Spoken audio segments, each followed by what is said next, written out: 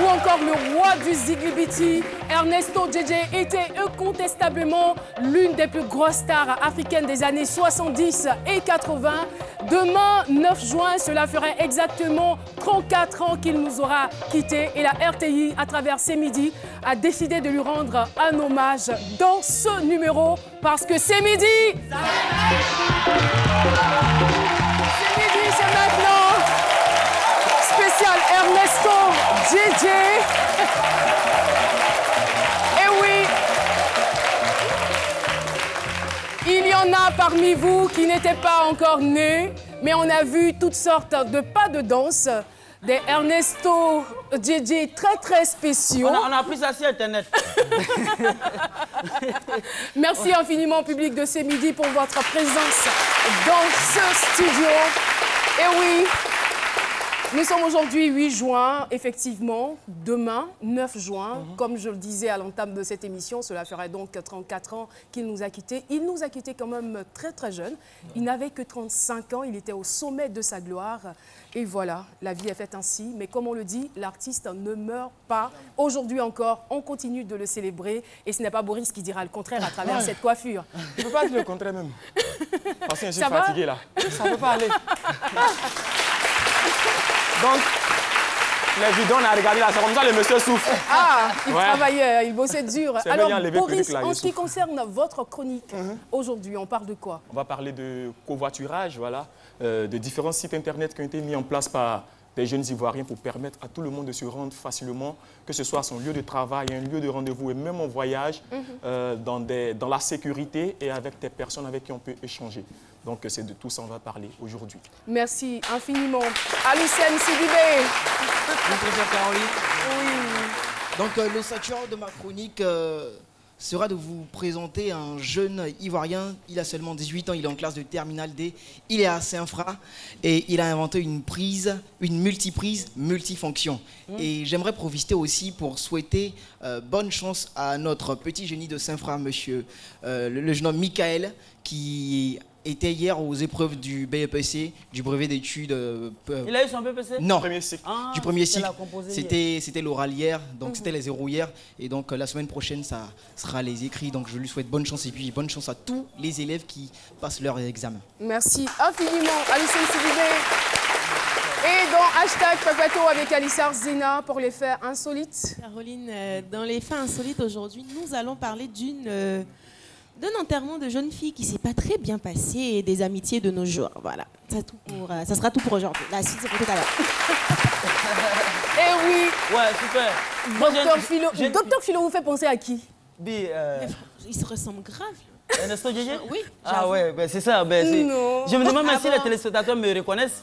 C'est moi, Docteur Philo, c'est moi. C'est votre Docteur Philo habituel, c'est moi. Voilà, c'est moi. Ouais. Mais loin d'être une mascotte, moi, en fait, Ernesto JJ, c'est vrai que je ne l'ai pas connu, mais il vit en moi, en fait. Il vit en moi, Ernesto JJ. Oui. Ça se voit. Franchement. À 35 ans, 34 ans qu'il est parti aujourd'hui, s'il était là, il aurait aujourd'hui 69 ans. Vous vous situez dans cette tranche d'âge-là? C'est ce que je voulais demander. Non, j'ai train de faire un calcul, au fait. Ah, Quand il a 35 ans, là, s'il est mort, ça fait 34 ans. Ça fait 34 plus 35, ça fait 69. Donc, s'il vivait encore, le Ziglibiti pouvait encore vivre parce que il pouvait danser le Ziglibiti des vieillards avec peut-être une canne, tout ça. Bon, c'est dommage qu'il soit parti, mais il vit en moi et puis c'est l'essentiel. D'accord. Nous, on retient cela. En tout cas, il faut dire que Ernesto JJ, en 1977, a été élu meilleur musicien de l'année à travers le référendum Ivoire Dimanche. Voilà, pour ceux qui ont connu Ivoire Dimanche. Et aussi en 1982, il a été honoré par le tout premier président de la Côte d'Ivoire, Félix Houphouët-Boigny, pour dire qu'il avait des performances, pour dire que c'était une véritable icône de la musique et pour dire que nous avons raison en ce jour de célébrer sa mémoire. Quel souvenir gardez-vous d'Ernesto JJ? C'est la question qui a constitué notre micro-trottoir. Voyons. Pour le micro-trottoir.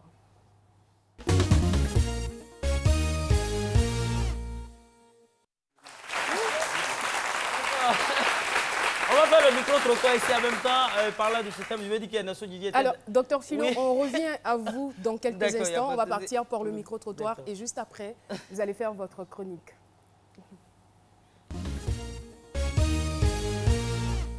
Malheureusement, nous, on n'a pas eu le temps de le connaître à travers cette vidéo que souvent on le voit à la télé.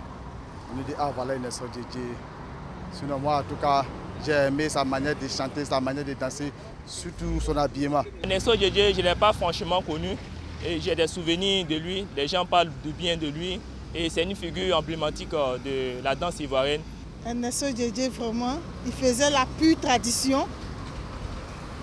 Et puis il dansait beaucoup.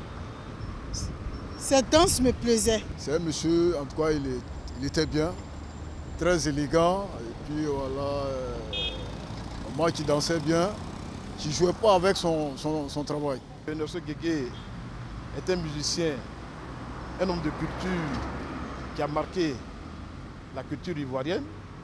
Et à ce titre-là, il a marqué toute la Côte d'Ivoire entière. Et c'est quelqu'un à qui nous devons respect et considération.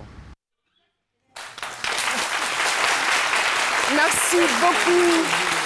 Ernesto Didier était l'idole de mon père. En tout cas, il était quand même l'idole de beaucoup de parents. Beaucoup de parents s'identifiaient à Ernesto Didier et il était aimé pratiquement de tous. Mais pour cette histoire que nous allons écouter aujourd'hui, elle est assez particulière puisque le père de la personne que nous allons recevoir était amoureux, fou, passionné d'Ernesto Didier. Docteur Philo a son mot à dire sur ce thème. On le retrouve tout de suite. Oui, effectivement, on ne peut pas s'asseoir et parler d'Ernesto Didier parce que c'était un homme debout, c'était un artiste au complet. Il était guitariste, il était arrangeur, il était chanteur, il était danseur, il était poète, il était aussi guettiste. Parce que quand les femmes guettistes, vous ne le savez pas, quand les femmes partaient à ces soirées, les femmes le guettaient comme ça. Donc il était guettiste beaucoup. Et vous dites, Ernesto... Et de 1. Oui, Ernesto Didier...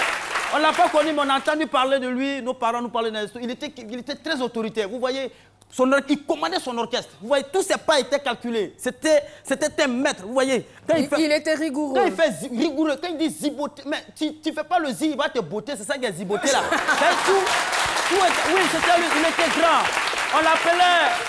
On l'appelait le Nuantré national. Nuantré en BT, ça veut dire l'épervier. Et chaque fois, il prenait son envol. Vous voyez, il planait sur le monde, sur la musique ivoirienne. Il venait de Taïragoué, il avait la taille. Il avait la taille, vous voyez un peu, Taïragoué. Donc sa taille était très rare. Il venait de Taïragoué, à quelques kilomètres de Daloa.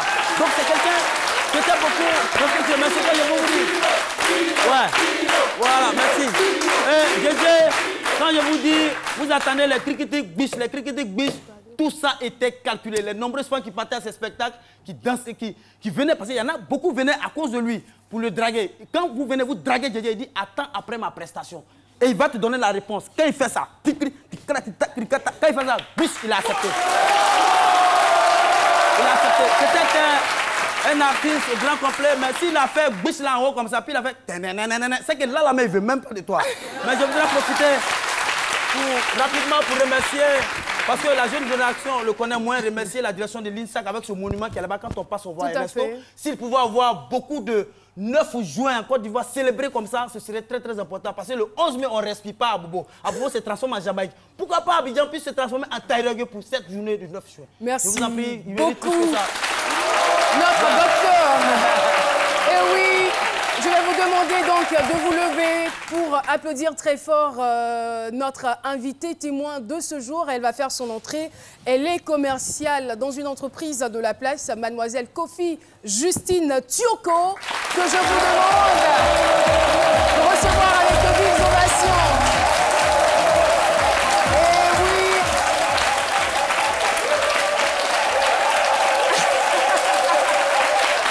Merci beaucoup, public de ce midi. Mademoiselle Kofi Justine Tioko.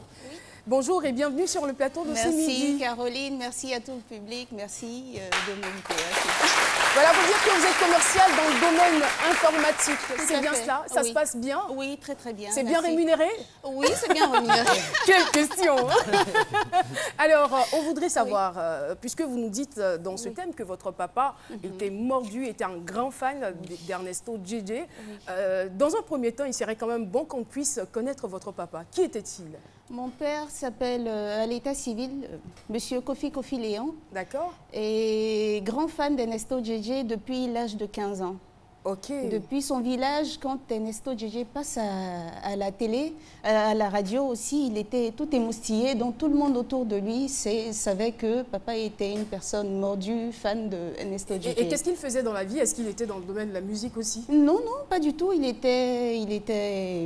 travaillait à la fonction publique au ministère du Transport. Et il travaillait, tout ce qui l'intéressait vraiment, c'était Ernesto Djedje, c'était son idole, c'était tout, Ernesto Djedje. Et moi, ce que je veux comprendre, c'est que là, on est obligé de dire votre âge. Hein. Vous avez 34 ans, et cela fait 34 ans qu'Ernesto Djedje est parti. Malheureusement. Donc, vous dire que vous ne l'avez pas connu. Non. Mais comment est-ce que vous avez découvert que votre papa était un grand fan alors? Bon, déjà, quand j'étais enfant, quand j'avais l'âge de 5 ans, tous les soirs, papa jouait Ernesto Djedje en mangeant. Tous les soirs? Tous les soirs. C'était comme un rituel? C'était comme un rituel. Il mange, il apprécie tous les soirs, il regardait Ernesto Djedje, les vidéos, toutes ses prestations. Et il a été plus loin d'après les dires, d'après ce que j'ai reçu comme information au niveau, à propos d'Ernesto Djedje et tout. Il est venu ici à la RTI rencontrer Ernesto Djedje après une de ses prestations. Quand Ernesto Djedje a fini, papa a sauté dans les bras du monsieur, il a serré très fort contre lui. Et puis depuis là, il n'a plus lâché. Ils sont restés en contact. Malheureusement, je n'ai pas de photo de papa avec feu monsieur Ernesto Djedje, mais il venait chez lui à la maison pendant qu'il s'entraînait. Il restait auprès de lui, il apprenait les pas de danse avec lui. Chez Ernesto. Il allait chez Ernesto Djedje pratiquement tous les soirs. Et je me souviens, ma mère disait un soir, elle était enceinte de moi. Donc tous les soirs, papa, c'était Ernesto Djedje. Oui, il sortait trop souvent, selon c'est vrai. Je vais voir Ernesto, je vais voir Ernesto. Elle dit aujourd'hui, je vais voir si tu vas vraiment chez cet Ernesto-là. C'est pas clair cette histoire. Oui, donc avec son ventre, elle était presque à terme en plus. Donc elle est arrivée avec lui chez papa, elle frappe à la porte, voilà Ernesto qui arrive. Elle était stupéfaite, elle est restée toute petite. Elle était impressionnée et voilà. Donc c'était comme ça tout le temps, mais je veux dire, est-ce que finalement, ça n'agaçait pas un peu votre maman? Si, ça l'agaçait. Ça l'agaçait, elle n'était pas vraiment d'accord. Le monde du showbiz, c'était un peu trop pour elle. Mais lui, ce n'était pas vraiment le monde du showbiz qui l'attirait. C'était Ernesto Djedje. C'était la personne. Il était fasciné par ses pas de danse, il était fasciné par ses chants. Il a appris par cœur toutes ses chansons. Mon père est baoulé, je suis baoulée. Donc... c'est ça aussi, la force de la Côte d'Ivoire. Alors, il est baoulé, mais il apprenait des chansons en bété. Oui, il adore le peuple bété. Il savait parler bété de Gagnoa, c'est pas pareil. Monsieur Ernesto Djedje était bété de Daloa. Donc, il a appris à parler le bété de Daloa, rien que pour pouvoir comprendre les chants et rentrer... Vraiment, on va dire, s'accaparer le personnage d'Ernesto Djedje parce que c'était son Dieu, c'était tout. Justement, vous avez dit quelque chose d'intéressant, s'accaparer le personnage d'Ernesto Djedje. Est-ce que Ernesto Djedje avait une influence sur le physique de votre papa, sa façon de s'habiller, sa façon d'être, sa façon de se coiffer? Oui, tout à fait. Il copiait tout. Vous avez vu, monsieur Ernesto, il avait un afro. Papa a laissé ses cheveux pousser. Bon, malheureusement, il n'avait pas les favoris qui allaient avec. Là, il ne pouvait pas fabriquer. Il aurait dû venir voir docteur Philo. Donc, il n'avait pas forcément la coiffure, mais c'était lui. Il avait confectionné les tenues d'Ernesto Djedje. Voilà. Alors, est-ce qu'on vous a quand même raconté l'état d'âme, l'état d'esprit dans lequel il était quand Ernesto Djedje est décédé en 1983, le 9 juin? C'était horrible. À ce qu'il paraît, il était vraiment malheureux. Il a été dans le village d'Ernesto. Ah. Oui, il a été dans le village d'Ernesto. Malheureusement, ce temps-là, on ne prenait pas tellement de photos. Aujourd'hui, on a les selfies et tout. Mais papa a porté lui aussi le cercueil d'Ernesto Djedje. Il était en pleurs, il était effondré. Ça faisait beaucoup de peine à voir. Donc, si je comprends bien, tout le monde savait qu'il était le fan numéro 1 d'Ernesto Djedje. Oui, le fan numéro 1, oui. Oui, parce qu'il ne l'a pas lâché. C'est une personne qui n'a pas froid aux yeux. Il est arrivé à la RTI, il a rencontré ce monsieur, il ne l'a plus lâché. Il a été chez lui pratiquement tous les soirs. Le regarder s'entraîner, il s'entraînait avec lui et tout. Donc c'est un peu comme ça, c'est cette force-là. Quand je suis née, on nous a raconté un peu. Et puis je voyais un peu comment dans la garde-robe de papa, vous voyez la tenue. Les tenues de scène. La tenue de scène, il a fait confectionner les tenues de scène d'Ernesto Djedje. C'était waouh. Il avait, même Ernesto Djedje avait il avait un grand pendentif avec inscrit dessus Ernesto Djedje. Papa a reproduit le même en mettant Léon Kofi. Partout où il passait, cette chaîne ne le quittait pas. C'était fort. Hein. C'était vraiment Je vous invite fort. à regarder cette vidéo. Merci. Avec la collaboration, bien sûr, de la régie.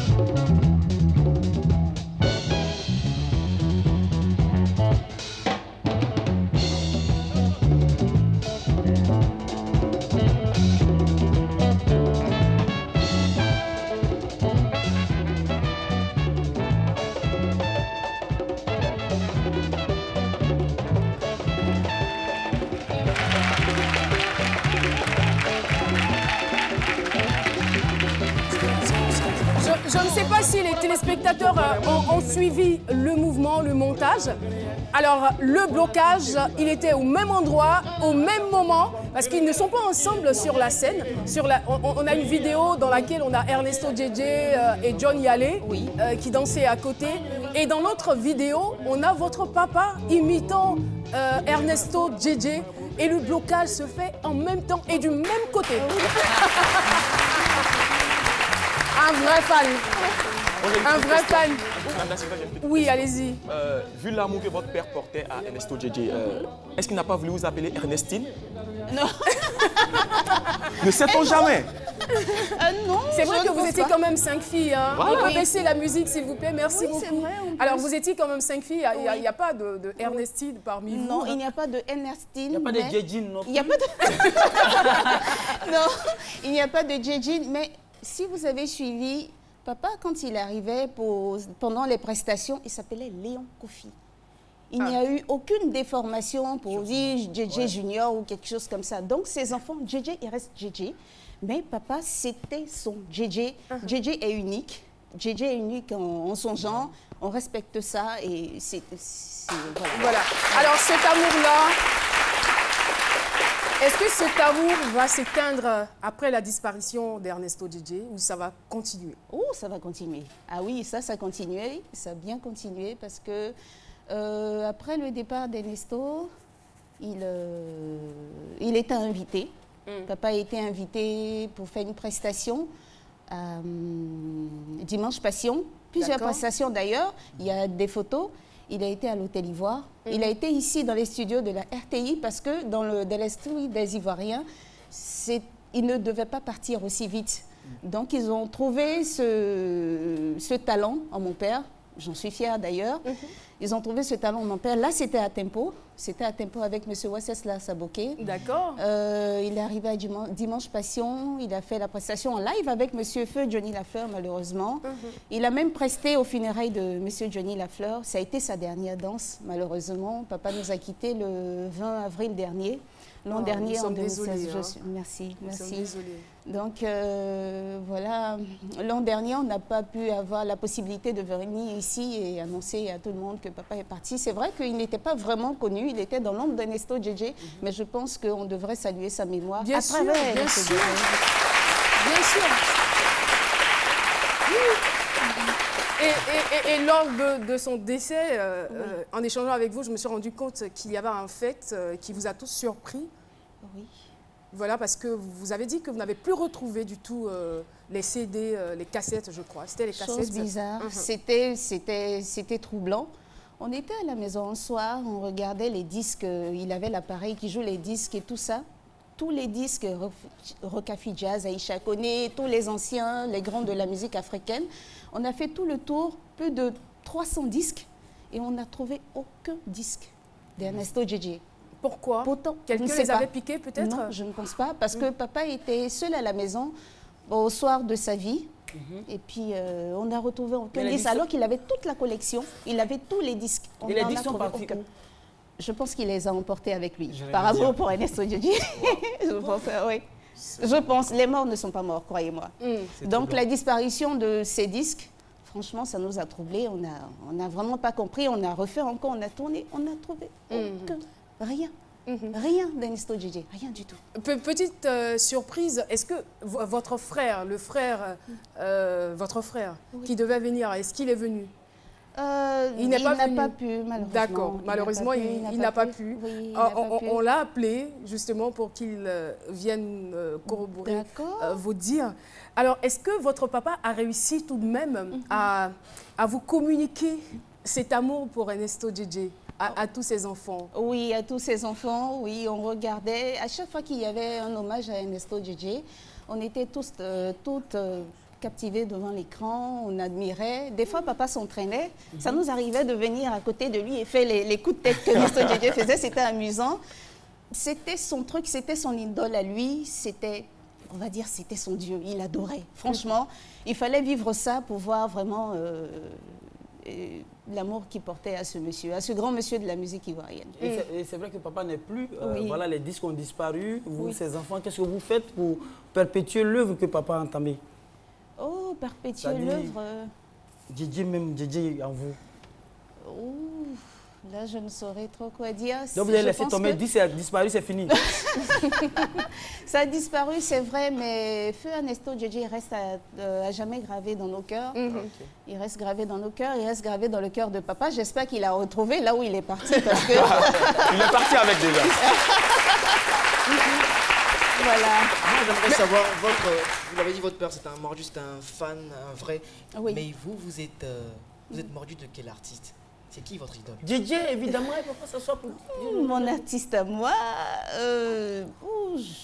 j'aime beaucoup d'artistes en Côte d'Ivoire, africains. Non, mais votre idole, celui pour qui vous pouvez... je suis désolée de décevoir les Ivoiriens, mais c'est Beyoncé. Mais malheureusement, je n'ai pas hérité du talent des pas de danse de mon père. En dehors de la danse, est-ce que votre papa savait chanter? Il savait chanter. Il connaissait tous les chants de Djedje par cœur. Et il savait tout. Oui, mais je veux dire, avait-il une belle voix?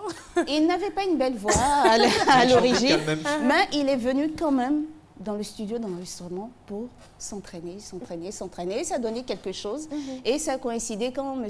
Djedje est parti, malheureusement. Il le représentait dans les émissions live et tout ça. Il chantait en live, il dansait en même temps.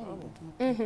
D'accord, merci infiniment. Merci. Je rappelle, le Ziglibiti est une danse, on va dire un style musical révolutionnaire qu'Ernesto Djedje a créé à son retour du Nigeria. C'était donc en 1970. Merci infiniment d'être venu nous rendre ce joli témoignage. Il est vraiment beau.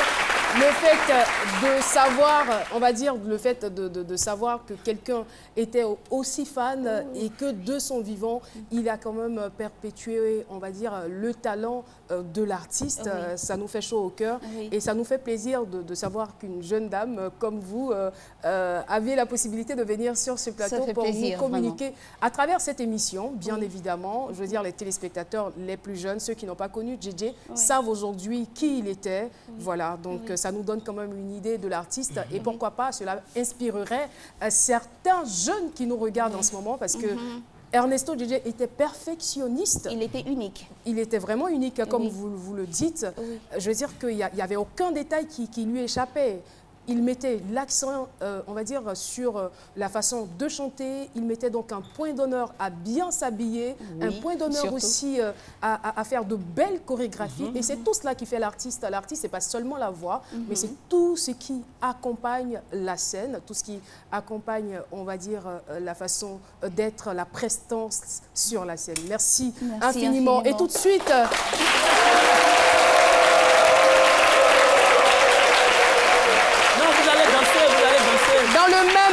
Dans le même élan, puisque nous avons décidé de consacrer cette première partie à l'hommage à Ernesto Djedje, nous allons appeler ici un homme d'affaires qui l'a connu, on va dire 5-6 ans avant son décès. Cet homme, c'est Monsieur Antoine Djedje, que je vous demande d'applaudir.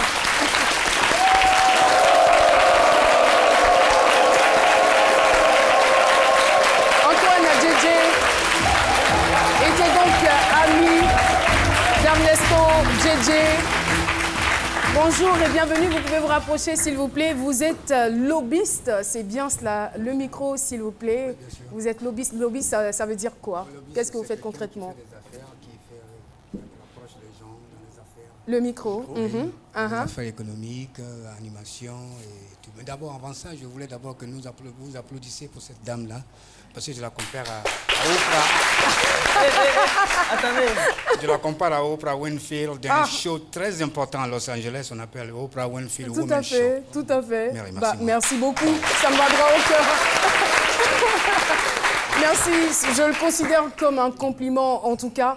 Alors, justement, vous qui l'avez côtoyé, je veux dire, nous avons reçu quelques informations. Mais quels sont les souvenirs que vous pouvez maintenant partager avec nous sur Ernesto Djedje? Ernesto Djedje n'était pas qu'un danseur. Il était compositeur. C'est cela. Il écrivait la musique. Il avait une fibre poétique. Il avait poétique et puis il faisait des affaires aussi. Il avait des idées assez nobles. Il était gentil. Et moi, ma présence ici, ce n'est pas parce que je porte le nom Djedje, mais ça me fait chaud au cœur, parce que c'est mon frère africain. Vous aviez des acquaintances familiales ou pas? Non, je suis Djedje, mais je suis de Gagnoua. Ok. Lui, le Djedje, mais le Djedje de Taïragoué, ce qui est d'Aloa. Donc, c'est un frère à moi que j'adore beaucoup, Louga François, qui me l'a présenté. J'étais à Los Angeles, il m'a appelé, il dit, il y a Louga qui est à New York. Donc, comme je connais Louga, j'ai mis une limousine à sa disposition pour qu'il me trouve à la 142e avenue. Et il m'a parlé de Guégui Ernesto. Et malheureusement, je suis venu à Abidjan, je l'ai rencontré à l'hôtel Ivoire, on a discuté, mais on n'est pas trop proches. Mais c'est mon frère. Mais vous avez quand même gardé, on va dire, j'ai gardé beaucoup de souvenirs, oui, j'ai gardé des souvenirs parce que quand il est venu me voir à l'hôtel Ivoire, il me conseillait plus que je le conseillais. D'accord. Dans les affaires, dans la musique et autres. Et puis il avait aussi un jeune frère à moi qui était proche de lui, John Yalé, qui est né dans mon village, à Afridikou. Donc voilà la raison pour laquelle je suis là aujourd'hui. D'accord, en tout cas merci d'être venu. Et puis il faut dire qu'il y a un festival en hommage à Ernesto Djedje qui sera organisé à la fin du mois de juin. L'organisateur s'appelle Blackberry. Et je voudrais savoir ce que vous pensez donc de cette initiative. Blackberry m'a approché. C'est pour cela que dans les 48 heures, je n'ai pas pu réunir quelques photos. Mais j'ai des photos avec Djedje, mais je n'ai pas pu reproduire ça. Blackberry m'a approché et dit, mais tonton, je vais organiser un show. Mais j'ai même des frères aussi, comme l'ancien directeur, un grand musicien, qui a aussi cette idée-là aussi. Mais Blackberry, il était encore mieux parce que c'est un jeune que je vais aider. C'est cela. Donc j'ai dit, comme je suis lobbyiste dans les finances et dans l'animation, je peux t'épauler pour que tu organises une soirée ou bien peut-être un dîner gala à l'hôtel où j'ai l'habitude de faire mes affaires. Mais est-ce que vous pensez que le moment est vraiment bien choisi en ce moment-là pour organiser un festival? Non, parce qu'il pleut en Côte d'Ivoire. Non, je ne parle pas des intempéries, je ne parle pas du temps, mais je veux dire que 34 ans, ça fait quand même 34 ans après. Est-ce que c'est favorable? Oui, mais Kao, vous savez, les grands hommes comme Guégé, là, même à 100 ans, on peut toujours les fêter. Bon, moi, le temps n'est pas important. C'est l'envie de le fêter qui est important. Que ça fait 100 ans, 200 ans, 300 ans. Guégé, c'est mon Guégé. Et moi-même, c'est notre DJ aussi. Eh oui, c'est notre JJ aussi, hein, c'est le patrimoine de la Côte d'Ivoire. Excusez-moi, je ne suis pas xénophobe. Hein. JJ, c'est pour les Africains. Parce que JJ est connu à Los Angeles. C'est cela. JJ est connu à Las Vegas. JJ est connu à New York. Même JJ est connu à Washington, D.C. D'accord.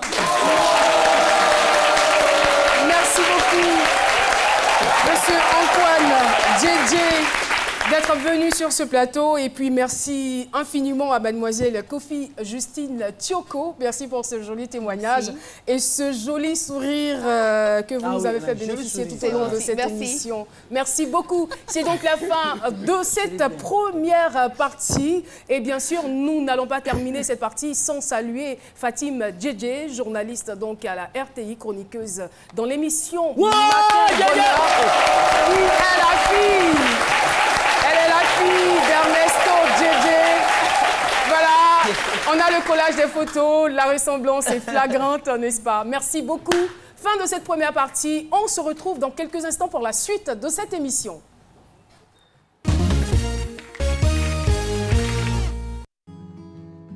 Dieu, c'est quel soleil ça là? Sorti dans ça là, acheter des unités. Mais tout ton argent va foutre dans ta main. Oh. J'ai encore de l'argent sur mon compte Move Money. Donc, Soleil, tu peux briller. Moi, je suis à l'homme. Avec Move Money, achetez à tout moment des unités pour vous ou un proche. Tapez étoile 155, étoile 3, étoile 1, dièse. Move Money est mieux. C'est encore mieux avec Move Money. Move, no limit.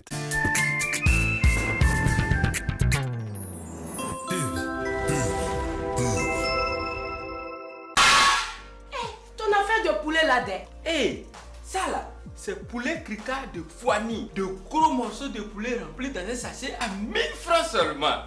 Tiens, goûte. C'est tout, hein? Ah. J'arrive. Où tu vas? Poulet crica de Foigny.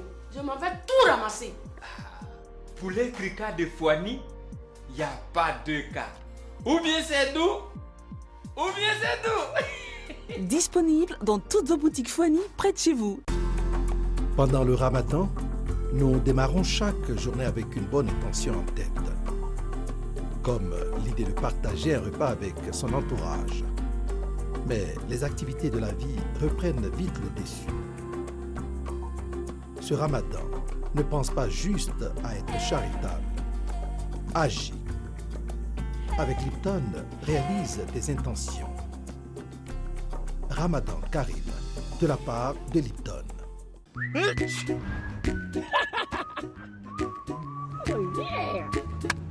Don't worry, be Lotus. Quelle chaleur! C'est pas possible. Don't worry, be Lotus.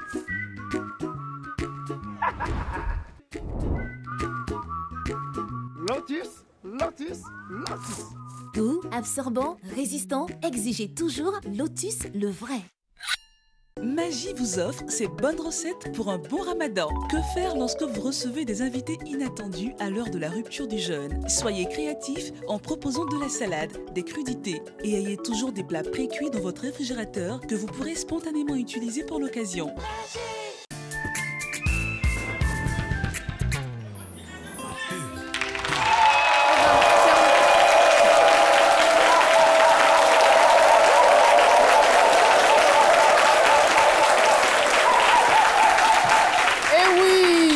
Nous sommes de retour sur le plateau de C'est Midi et Fatim JJ nous a joint. Elle est à la recherche de sa sœur qui s'appelle Evelyne JJ.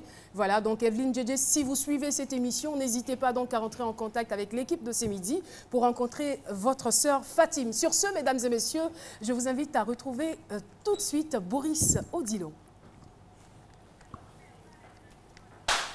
Alors Boris... On va y aller franco. Nous allons aller directement. Okay, voilà. On va y aller franco. Aujourd'hui, comme je vous le disais en entrée, on va parler du covoiturage. Alors, comme son nom l'indique, le covoiturage, c'est une utilisation conjointe et organisée d'une voiture, le véhicule d'un particulier, par plusieurs personnes effectuant le même trajet afin d'alléger le trafic routier et de partager les frais de transport. Je ne sais pas si vous me comprenez. Non. On vous suit en tout cas. Ok, il n'y a pas de souci. Je suis Zena Alissar, j'ai mon véhicule. J'effectue la distance Cocody-Plateau tous les jours. Je suis seul.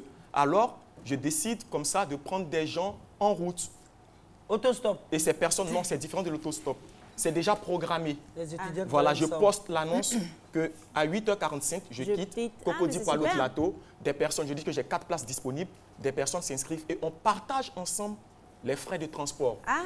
Voilà. Mais ça devient un woro-woro. Il faut que j'ai une voiture. Non, c'est pas un woro-woro, c'est différent. Boris, j'aimerais savoir, il faut que j'ai ma voiture. En fait, c'est dans ma voiture qu'ils vont monter. Vous avez votre voiture, mais à côté de cela, il y a les passagers qui n'ont pas de voiture, qui peuvent aussi poster quelque part. Par exemple, vous avez un compte Facebook. Demain, je vais aller au plateau à telle heure. Qui a son véhicule disponible, on partage les frais ensemble. Mais est-ce que c'est sécurisé? Je vais pas me faire braquer. Voilà la raison pour laquelle des jeunes Ivoiriens ont pensé à comment aider à partir du numérique des personnes qui avaient du mal à tenir leur budget de transport et de carburant. Ils ont développé des plateformes. Par exemple, il y a babicar.net, www.babicar.net et www.solidarité, voituresolidarité.ci. Il y a même une application qui est eWalk. Et grâce à ces plateformes-là, vous pouvez vous inscrire. Lorsque vous vous inscrivez, déjà, concernant les normes de sécurité, vous allez mettre votre vrai nom. On refuse tout ce qui est pseudonyme et avatar. Les avatars, ce sont les trolls. On les refuse. Vous mettez votre vraie photo d'identité. Vous mettez une adresse email à partir de laquelle on va vous envoyer un retour pour confirmer votre inscription et un numéro de téléphone unique qui est reconnu chez les opérateurs de téléphonie mobile et ayant un compte mobile money. Et qui vérifie tout cela? Tout ça est vérifié. Déjà, comme je vous le disais, par qui? Par les propriétaires de la plateforme. Déjà, le dernier paramètre de sécurité, qui est le fait que vous ayez un numéro de téléphone mobile avec un compte mobile money, ça garantit déjà la sécurité. Parce que je veux dire qu'on est sur Internet, donc l'individu peut quand même enregistrer une fausse identité avec de fausses informations. C'est la raison pour laquelle je reviens encore sur le dernier point qui dit qu'il faut forcément avoir un numéro de téléphone mobile. Par exemple, Move Money. Lorsque vous avez un compte Move Money, vous êtes reconnu par l'opérateur parce que vous partez en agence avec votre pièce d'identité pour être identifié et tout ça est répertorié. Voilà, donc ça garantit la sécurité. Maintenant, avec cette plateforme, qu'est-ce qu'on a? Mais qui va payer le carburant là? Le propriétaire du véhicule paye son carburant. Mais les autres vous connaissez la distance. Oui. Voilà, vous connaissez la distance. Même si c'est pour une longue distance, Abidjan-Yamoussoukro, vous connaissez ce que ça vous coûte lorsque vous êtes dans un véhicule de transport en commun. Un car, peut-être 5 000 francs, 3 000 francs. Mais celui qui a son véhicule vous dit, en frais de carburant, Abidjan-Yamoussoukro, ça va nous coûter 12 000 francs. Nous sommes 5, on divise 12 000 francs par 5. Dans le covoiturage, on ne cherche pas à faire du bénéfice. Voilà, c'est du social. Et en plus de cela, regardez un peu vous-même. Chacun de nous ici, je donne un exemple, a un véhicule. Si le matin, nous devons sortir de la maison pour aller au plateau, ça crée forcément des embouteillages. Voilà, donc en termes d'économie, je garde mon véhicule chez moi à la maison. J'ai un collègue qui fait la même distance. Chaque matin, je lui remets ses 500 francs. Et le soir, pareil. Le soir, pareil. Ça diminue les embouteillages. Ça diminue les embouteillages. C'est écologique aussi. Donc, si je comprends bien, c'est ce qui explique que souvent, à une période du mois, c'est-à-dire à partir du 10, 15, il y a moins de voitures. Vous avez tout compris. Oui, justement, parce qu'à la fin du mois, on a plein de voitures. Mais là, malheureusement, les gens ne s'inscrivent pas sur ces différentes plateformes. Je peux dire que c'est depuis 2015 que des Ivoiriens ont commencé à développer cela. Nous ne sommes pas, pour ne pas dire, nous ne sommes pas très nombreux à connaître ces différentes plateformes. Je tiens à vous le rappeler, il y a babicar.net, il y a voituresolidarité.ci et il y a même une application mobile eWalk qui vous permet de comme ça, participer, de bénéficier. Tout le monde s'enregistre. Sans être inscrit, vous ne pouvez pas profiter du véhicule de quelqu'un. Mais est-ce qu'on fait des enquêtes sur ces personnes? Parce qu'on peut péter les plombs à tout moment. Hein. C'est pour cela qu'il y a un retour d'expérience sur les différentes plateformes. À partir du moment où vous montez dans un véhicule, le propriétaire de la plateforme ne peut pas garantir que le client que vous allez prendre, le passager qui est déjà enregistré sur la plateforme, a une arme à feu ou pas. Non. Mais lorsque vous montez dans un véhicule, vous arrivez à destination. Vous avez obligation, entre griffes, de faire un retour d'expérience sur la plateforme. Regardez par exemple les avis de la communauté plutôt. Monsieur Stéphane Nandjoui qui dit « Je suis monté dans le véhicule de Agobi Guy Franck. C'est un très bon conducteur et très bonne compagnie. Merci. » Qu'est-ce qui prouve que c'est un très bon conducteur? Peut-être qu'il a pris gratuitement. Il y a plusieurs personnes. Il y a plusieurs personnes qui vont réagir là-dessus.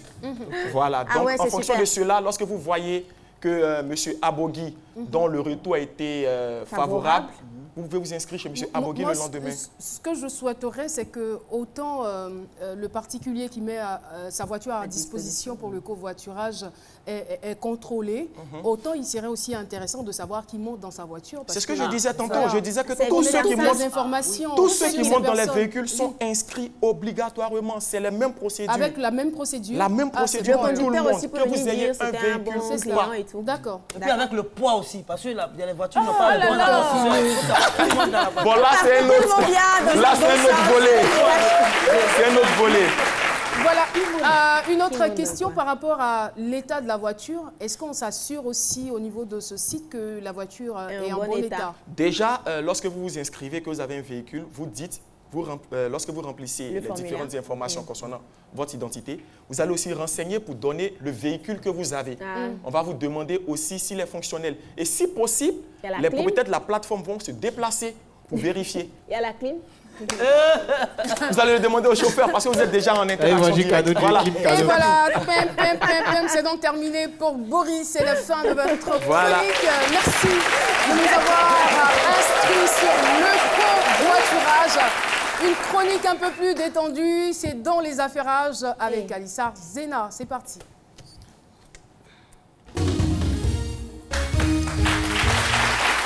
Alors, tout le monde sait, hein, la veille d'un mariage, il y a l'enterrement de vie de jeune fille.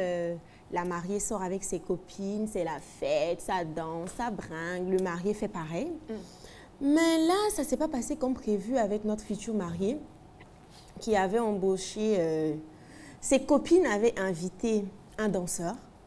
Et malheureusement, elle a eu des rapports avec ce danseur-là. En direct, genre devant ses copines. Bon, il y avait une vidéo, j'ai évité de diffuser la vidéo parce qu'elle est un peu choquante. C'est mieux. Donc, ses copines étaient juste là autour à dire « Vas-y, c'est bien, on t'encourage, c'est bien, on t'encourage. » D'accord? Et le lendemain, la vidéo s'est retrouvée sur Internet. Le lendemain, c'est-à-dire c'est le mariage, le jour du mariage. Et malheureusement, le mari a vu cette vidéo, le futur mari a vu cette vidéo. Donc, il a annulé le mariage. Pourquoi? Est-ce qu'elle n'a pas été piégée par ses copines? Il y a ça aussi. Il y a ça aussi. C'est tellement risqué aujourd'hui, les amitiés. Il faut faire attention. Vraiment. Il faut faire attention avec qui vous marchez parce que tu peux aimer quelqu'un, lui dire des trucs et tout. Mon maman m'a toujours dit, on ne dit jamais tout à l'homme. Mais la monnaie que c'est ta meilleure amie, là, elle aussi, là, sa meilleure amie. Non, ça commence à faire pire, non, ça continue. Non, il faut faire attention. Et puis, bon, je pense que ça a été un piège. J'ai quand même l'impression qu'elle n'était pas lucide. Non, elle n'était pas lucide. Il faut dire qu'elle était sous l'emprise de l'alcool et tout. Vraiment un coup monté. Donc voilà, le mariage a été annulé. C'est bien dommage. Je ne sais pas, les copines, là, maintenant, c'est comment? Je ne sais pas comment t'héberger chez elle. Ça fait peur. On lui trouve un autre mari. Au-delà de tout, l'abus d'alcool est dangereux. Le deuxième point, voilà, le fait se passe aux États-Unis. On a une jeune dame qui est en couple avec son copain depuis plusieurs années. Un matin, il décide de partir parce qu'elle n'a pas assez de... Son postérieur n'est pas assez développé. Donc, il décide de partir. C'est mal la connaître parce qu'un an plus tard, elle se refait les fesses. Mais il l'avait pas vu avant... avant qu'ils ne soient ensemble? Mais je sais pas. Ouais, c'est ça. C'est ça. Le truc maintenant, ce qui me choque aussi, c'est qu'au début, quand vous commencez à sortir ensemble, le gars, il n'a pas de souci. Hein. Tu es normal, tu es bien. Après, il commence à te dire, mais comment tes seins sont pas assez bien hein? Mais tes fesses là même, c'est comment? Mais c'est quoi? C'est hallucinant tout craché. Pourtant, au début, ça ne dérangeait pas. C'est clair qu'il a jeté un coup d'œil, genre, chez les voisins, genre... Donc, un an plus tard, madame s'est fait refaire les fesses et tout, elle est revenue et le gars veut revenir. Donc, genre, elle nous demande qu'est-ce qu'elle doit faire. Elle accepte. Elle allait combler. Mais je pense que si elle ne l'aimait pas, elle n'allait pas satisfaire ça. Voilà. Elle n'allait pas aller refaire ses fesses parce qu'elle aime toujours qu'elle veut satisfaire les... Elle veut, mon avis, c'est-à-dire qu'elle va subir encore un plus gros gourmet parce que ça sera plus ses fesses, ça sera sa poitrine. Ouais, elle va refaire aussi la poitrine. Ça va aller comme ça. Merci beaucoup, Alissa. Voilà, c'est donc la fin de #Kpakpato. Nous avons une toute dernière chronique avec Aloussène. Voilà, les deux ont pratiquement le même nom. Aloulou. Aloussène Sidibé qu'on va retrouver dans Invention de Côte d'Ivoire et c'est juste après la pub. Lorsqu'ils ont pensé la 4G, ils l'ont voulu plus rapide.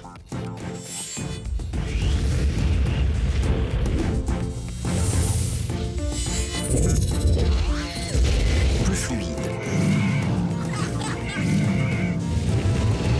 Mais aussi connectés que jamais. En fait, la 4G de Move, ils l'ont pensé pour chacun de nous. Vivons mieux, vivons connectés, vivons la 4G. Move, no limit. Il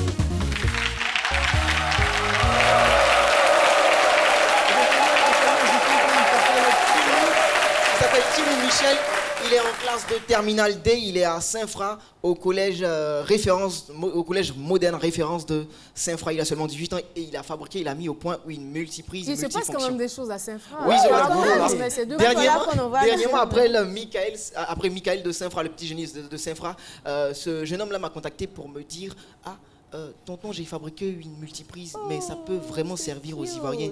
Donc, pardon, faut m'aider et tout, machin et tout. Donc, j'ai dit, il n'y a pas de problème, on va voir, je cale ça. Et donc, mon jeune homme, si tu me regardes là en ce moment, je parle de la multiprise. Et donc, parmi la pléiade de fonctions dans cette multiprise, c'est que la première fonction, c'est qu'elle permet de s'éclairer lorsqu'il n'y a pas d'électricité. Donc, tac, le courant est coupé, multiprise, allume. Sans courant, quoi. Oui.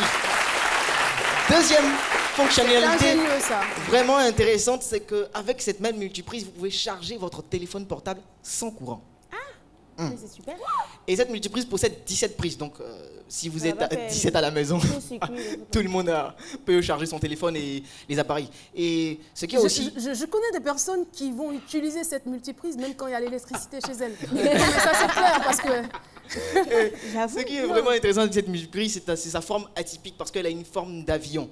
Et quand je lui ai posé la question de savoir pourquoi la forme d'avion pour la multiprise, il a dit parce que j'espère que mon invention soit exportée, soit à l'extérieur et tout. Et moi, ça m'a touché. Et mon coup de cœur, parmi toutes ces fonctionnalités, mon coup de cœur, c'est le volet sécurité. Parce qu'avec cette multiprise, les enfants ne peuvent pas se faire électrocuter. Parce que vous savez, quand les enfants ils sont tout petits, ils aiment insérer des barres de métal, des objets métalliques dans les prises, des pointes et tout. Et un malheur est vite arrivé. Mais avec la multiprise de monsieur Chimou, de notre jeune homme Chimou, c'est que lorsque... Il a quel âge, vous avez dit? Il a seulement 18 ans, il est en terminale D. C'est que lorsque un appareil n'est pas branché sur la multiprise, le courant ne circule pas. Ça veut dire que quand la multiprise n'a pas d'appareil branché, l'enfant peut mettre... bon, c'est pas conseillé, hein, ne le faites pas, c'est pas bien. Hein. L'enfant peut mettre des pointes et tout, il n'y a pas de courant qui circule. C'est vraiment génial, il fallait vraiment penser à ce volet sécurité-là pour les enfants et aussi pour les grands. Donc il a seulement 18 ans, il est à Saint-Fra, il est en terminale D. Et moi, ce que j'aimerais, c'est qu'on l'ovationne et qu'on le soutienne. Vraiment. Parce que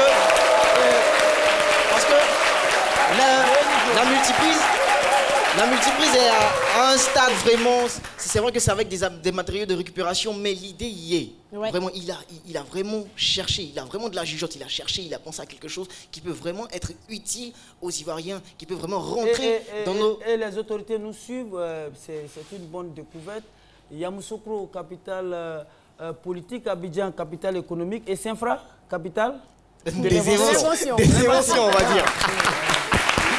Vraiment, c'est vraiment à soutenir. Moi, je le félicite. Moi, je lui dis vraiment du courage. Et puis, bonne chance s'il a des examens, vu qu'il est en terminale bientôt. L'entrée à l'université. À l'université, donc vraiment bonne chance. Et puis, Il a le BPC là même. Non, le BPC, c'est pour Michael. Lui, il est en terminale, donc ça sera le bac. Radio CPN. Radio CPN. Vraiment du courage. C'est à lui, Radio CPN. Non, c'est pas à lui, Radio CPN. Radio CPN, c'est pour Michael Kouassi. Donc, j'en ai terminé. On va se dire à la semaine prochaine. Et je dis à tous ces jeunes qui nous suivent, inventez, innovez, réinventez votre vie. Merci. Et l'événement avec c'est en les chers frères. Oui, c'est en prélude de la journée internationale de sensibilisation à l'albinisme. C'est pour le 13 juin. Et moi, mes amis, ils sont là. J'aimerais qu'on Ils sont tellement beaux. C'est très choquant de voir des gens. Merci beaucoup. Vraiment. Donc c'est pour bientôt. Pour les informations, ça sera pour la prochaine fois. Merci infiniment à Lucène Sidibé. Et oui, nous sommes pratiquement au terme de ce numéro de C'est Midi. Et vous le savez, hein, en travaillant, en présentant cette émission, nous pouvons peut-être heurter votre sensibilité par moment. C'est des choses qui peuvent arriver, mais il est important de noter que tout ce que nous faisons dans cette émission, c'est dans l'optique de vous faire plaisir. Merci de nous avoir suivis. On se retrouvera demain pour la finale. Au revoir.